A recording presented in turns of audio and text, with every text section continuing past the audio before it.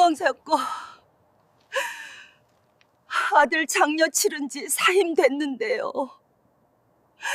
한 여자의 절규가 작은 마을을 뒤흔들었습니다. 새벽 3시부터 저녁 7시까지 무려 16시간 동안 이어진 지옥 같은 하루. 하얀 상복 위에 붉은 김치 국물이 번지고 4곳이나 찢어진 손가락에서는 피가 멈추지 않았습니다. 에이코, 미쳐서 손에 힘도 없네. 시어머니의 차가운 목소리가 이웃들 사이로 퍼져나갔습니다. 그리고 그날 밤 마당 가득 엎어진 김치더미. SNS에는 삽시간에 글이 퍼졌습니다. 아들 잃은 며느리가 김장까지 엎었다. 하지만 진실은 달랐습니다. 정말로 김치를 엎은 사람은 따로 있었으니까요. 이 충격적인 이야기가 궁금하시다면 잠시만 구독 버튼을 눌러주세요.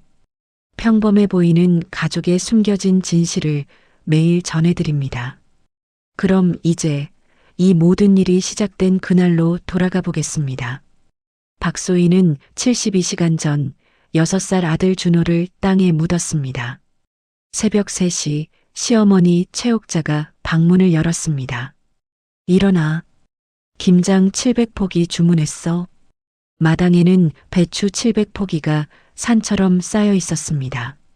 소희는 상복 위에 앞치마를 두르고 고무장갑을 꼈습니다. 절이는 건 내가 했으니까 너는 버무리기만 하면 돼. 옥자는 태연하게 말했습니다. 며느리가 장례를 치른 지 사흘밖에 안 됐다는 사실 따위는 중요하지 않다는 듯이 해가 떴습니다. 이웃들이 하나둘 마당을 지나갔습니다. 어머, 소희 씨 벌써 김장하네. 옥자는 일부러 큰 소리로 대답했습니다. 집안일은 해야죠. 애 잃었다고 세상이 멈추나요? 오전 10시 소희의 손가락이 거칠어진 배추 잎에 베었습니다. 오후 3시 손가락 4곳이 모두 찢어졌습니다. 빨간 김칫솔 사이로 붉은 피가 섞였습니다. 오후 5시 친정 어머니에게서 전화가 왔습니다. 소희야, 시댁에서 잘 지내고 있지? 엄마, 저 준호 떠나보낸 지 사흘밖에 안 됐는데 김장을. 그래서 더 일해야지. 시집에서 쓸모없다고 생각하면 넌 끝이야. 전화는 끊어졌습니다. 저녁 7시 김장은 아직 끝나지 않았습니다. 소희는 16시간째 서 있었습니다. 다리가 후들거렸고 온몸이 얼어붙었습니다. 현관문이 열렸습니다. 남편 박민수가 퇴근한 것이었습니다. 소희야, 괜찮아? 상복 자락은 김칫국물에 젖어 있었고 장갑 사이로 피가 배어 나왔습니다. 소희는 남편을 보자 안도감에 휘청거렸습니다. 에휴, 호들갑. 좀 쉬다 하면 되지. 옥자가 끼어들었습니다. 애 잃었다고 세상이 멈추는 줄 아나 봐.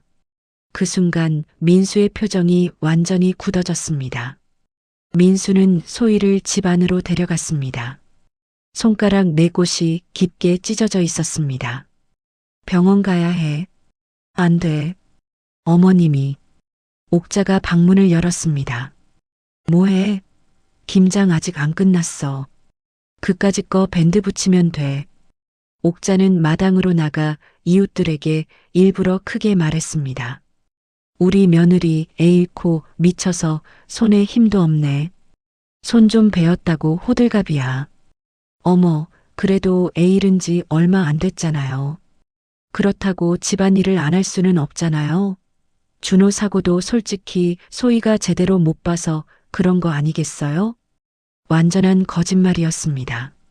준호가 사고를 당한 날 옥자가 손주를 돌보다 졸아서 아이가 베란다에서 떨어진 것이었습니다. 그날 밤 동네 단톡방에 글이 올라왔습니다. 박신의 며느리 애 잃고 김장도 못한대요. 시어머니 혼자 다 하시는 것 같던데. 애 죽었다고 집안일도 안 해요? 맨날 밖에서 놀기만 하던데. 그러다 사고 난 거 아닐까요? 다음 날 소희는 밴드 감은 손으로 다시 김치를 버무렸습니다. 이웃들이 지나가며 수군거렸습니다. 저 며느리 정말 애를 못 봤나 봐. 저녁 소희는 핸드폰을 켰습니다. 맘카페에 글이 올라와 있었습니다. 동네 분인데요. 애 사고로 잃고 시어머니한테 김장 떠넘긴대요. 시어머니 70 넘으셨는데 혼자 700포기 다 하셨대요. 와 최악이네요. 시어머니 불쌍하다. 옥자는 52세였습니다. 700포기 김장을 한 것은 소희였습니다. 민수가 들어왔습니다. 소희야, 괜찮아? 소희는 울며 핸드폰을 보여주었습니다. 어머니한테 말씀드려야겠어. 안 돼. 더 화내실 거야. 민수는 망설이다 아무 말도 못했습니다. 그날 밤 온라인에는 더 많은 글이 올라왔습니다. 소희는 애 죽인 엄마로 낙인 찍혀가고 있었습니다. 사흘이 지났습니다. 온라인 댓글은 수백 개를 넘어섰습니다. 저런 엄마가 애를 키웠다니. 애 방치하고 놀다가 애 죽인 거 맞네. 소희는 더 이상 밖에 나갈 수 없었습니다. 마트에 가면 수군거렸고 동네를 걸으면 손가락질을 받았습니다. 민수는 출근길에 동료에게서 말을 들었습니다. 야, 너희 어머니 70 넘으셔서 김장 700포기 혼자 하셨다며? 우리 어머니 쉰둘이신데? 아니, 온라인에 그렇게 올라와 있던데? 민수는 그제야 깨달았습니다. 어머니가 거짓말을 퍼뜨린 것을. 퇴근 후 소희는 이불을 뒤집어 쓰고 있었습니다. 눈은 충혈되어 있었고 얼굴은 창백했습니다. 민수야, 나 정말 애를 못 봤을까? 아니야, 내 잘못 아니야. 민수가 안았지만 어머니에게 말을 꺼낼 용기는 없었습니다. 그날 저녁 민수가 조심스럽게 말했습니다. 어머니, 온라인에 올라온 글 좀 내려주실 수 있을까요? 내가 언제 그런 글 올렸어? 사람들이 알아서 쓴 거지. 하지만 사실과 다르잖아요. 사실? 사실은 내 와이프가 애 제대로 못 봐서 우리 손주 죽었다는 거야. 옥자가 소리를 질렀습니다. 민수는 더 이상 말하지 못했습니다. 다음 날 온라인에 새 글이 올라왔습니다. 오늘 마트에서 봤는데 멀쩡하게 화장하고 돌아다니더라고요. 애 죽은 지 얼마 안 됐는데. 와 소름. 시어머니는 저렇게 고생하시는데. 소희는 친정어머니에게 전화했습니다. 엄마, 나 못 살겠어. 진정해. 그냥 참아. 시집에서 쫓겨나면 평생 손가락질 받아. 저녁 이웃 아주머니들이 대문 앞에 서서 수군거렸습니다. 저 집 며느리 정말 뻔뻔하다. 소희는 커튼을 닫았습니다. 숨이 막혔습니다. 그날 밤 11시 소희는 갑자기 가슴이 답답해졌습니다. 숨을 쉴 수가 없었습니다. 민수야. 나. 소희가 쓰러졌습니다. 민수가 119를 불렀습니다. 구급차가 도착했습니다. 옥자는 현관에 서서 차갑게 바라봤습니다. 또 호들갑이네. 병원 응급실 의사가 말했습니다. 공황장애입니다. 극심한 스트레스가 원인이에요. 민수는 고개를 떨구었습니다. 자신이 아내를 지켜주지 못했습니다. 소희는 이틀 만에 퇴원했습니다. 집으로 돌아오자 옥자가 마당에 서 있었습니다. 그 옆에는 또다시 김치 대야들이 놓여 있었습니다.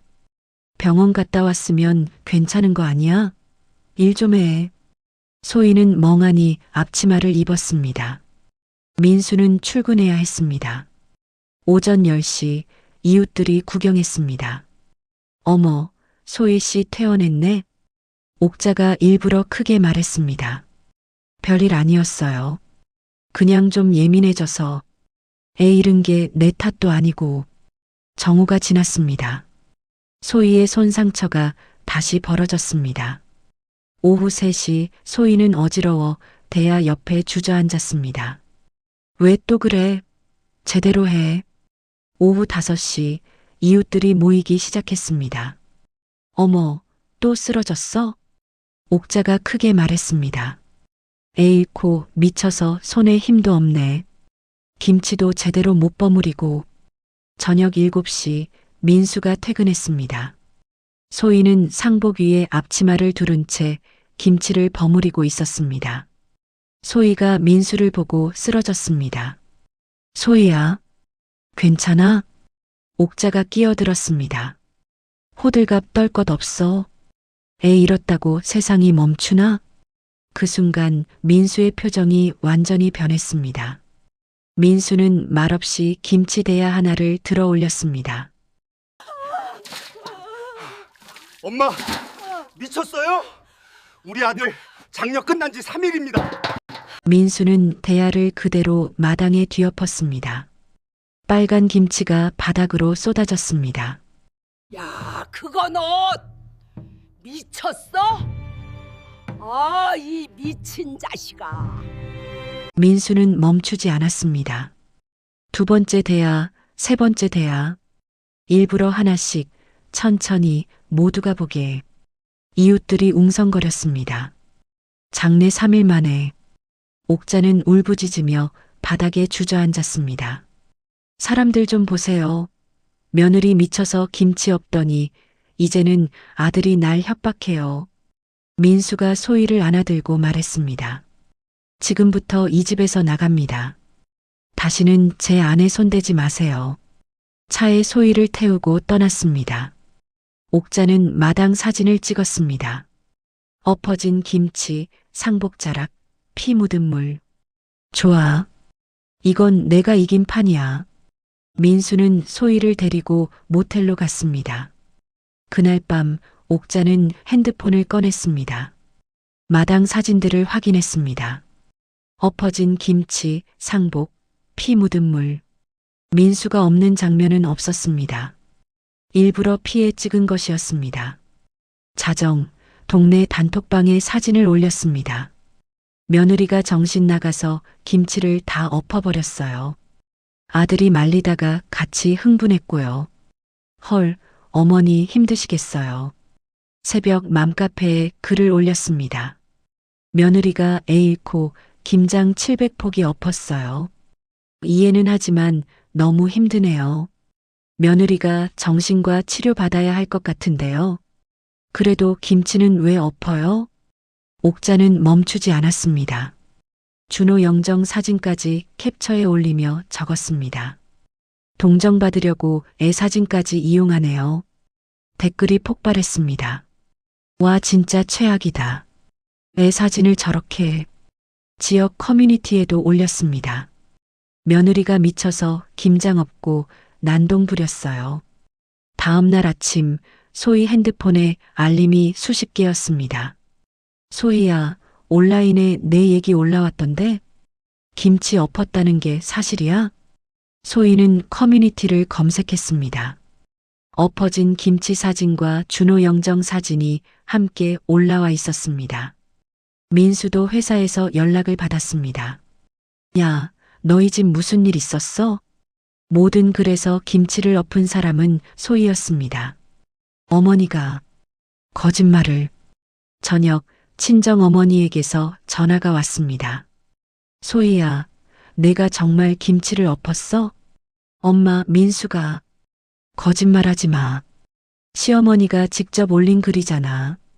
당장 가서 사과해. 전화는 끊어졌습니다. 친정 어머니는 딸을 믿지 않았습니다. 소희는 주저앉았습니다.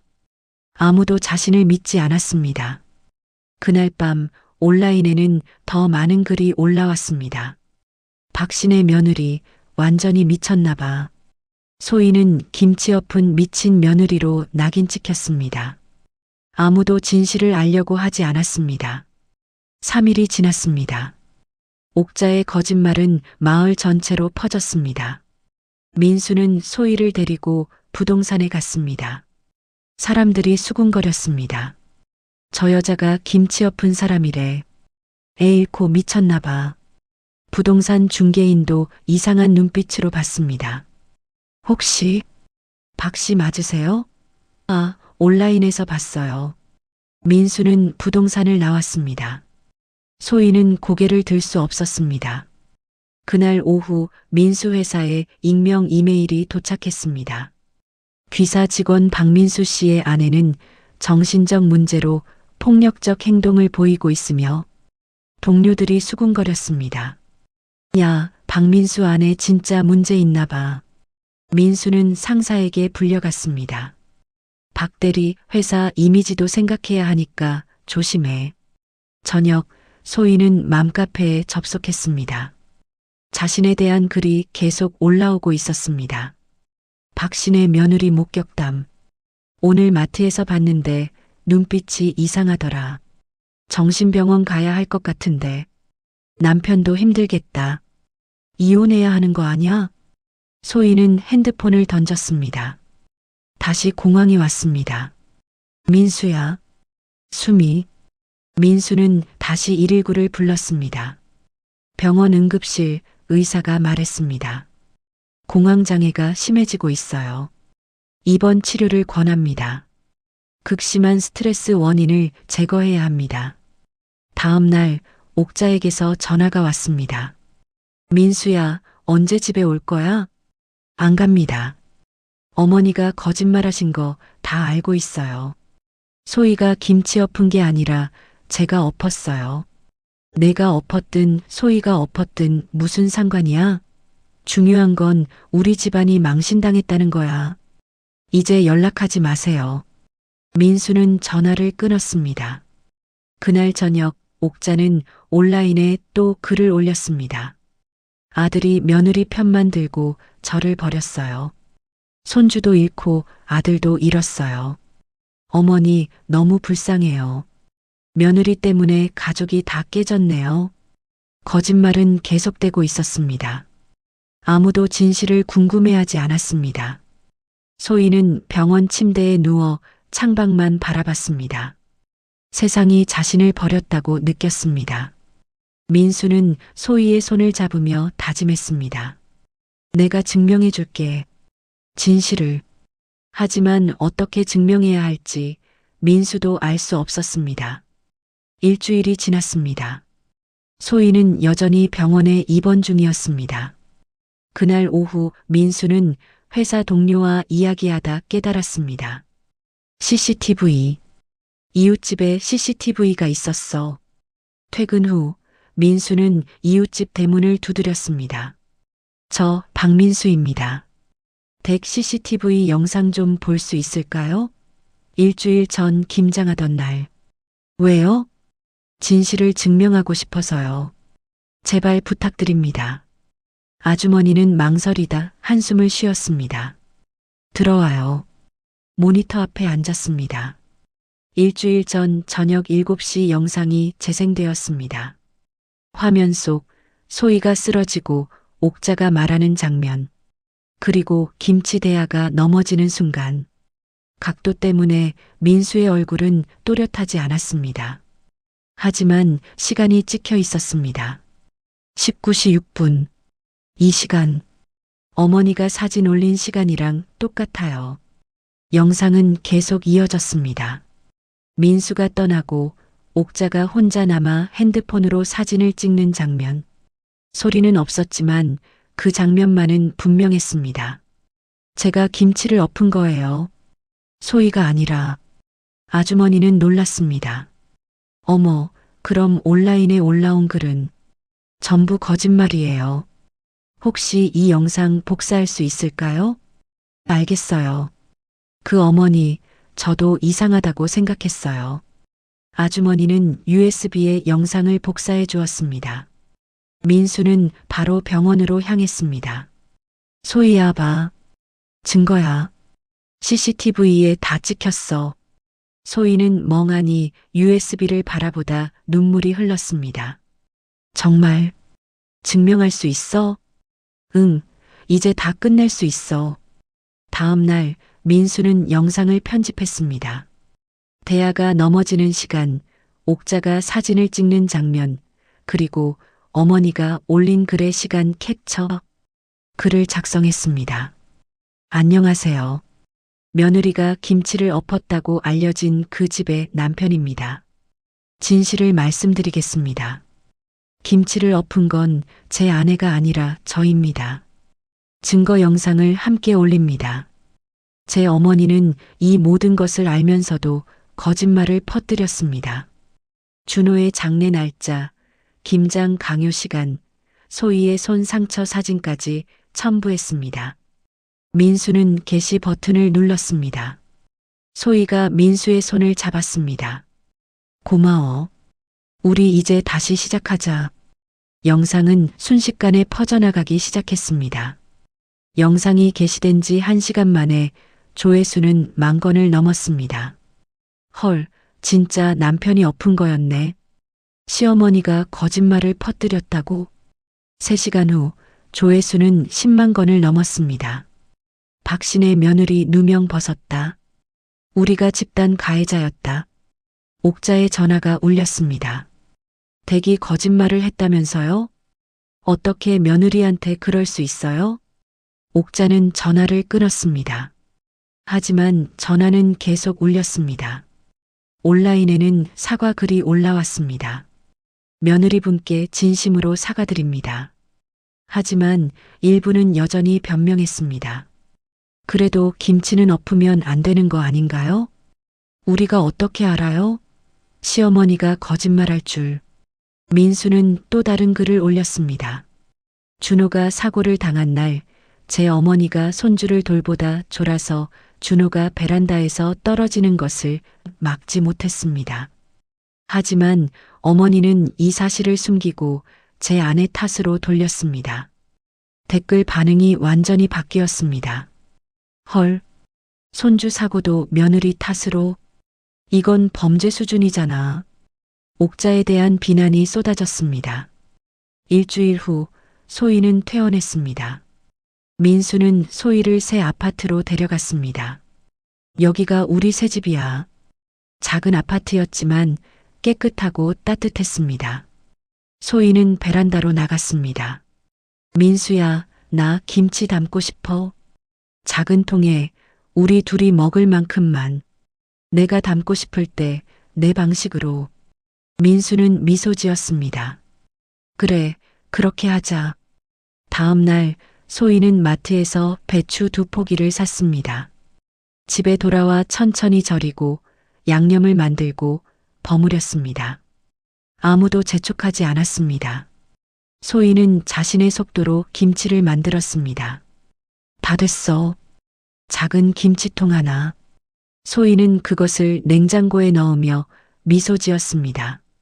한 달 후 소희는 유가족 모임 부엌에서 국을 끓이기 시작했습니다. 말이 필요 없는 사람들이 모여 따뜻한 냄비 앞에 앉았습니다. 우리 오늘만 버텨요. 소희는 고개를 끄덕였습니다. 저녁 베란다에 선 소희를 민수가 안았습니다. 힘들지 않아? 아니, 괜찮아. 이제 나는 혼자가 아니니까. 소희는 하늘을 바라봤습니다. 준호야, 엄마 이제 괜찮아. 그날 밤 옥자는 혼자 텅 빈 집에 앉아 중얼거렸습니다. 내가 뭘 잘못했지? 하지만 대답해 줄 사람은 아무도 없었습니다. 세상은 소희에게 700포기의 눈물을 요구했습니다. 하지만 소희는 이제 자신만의 작은 김치통으로 새로운 삶을 시작했습니다. 그리고 그것으로 충분했습니다.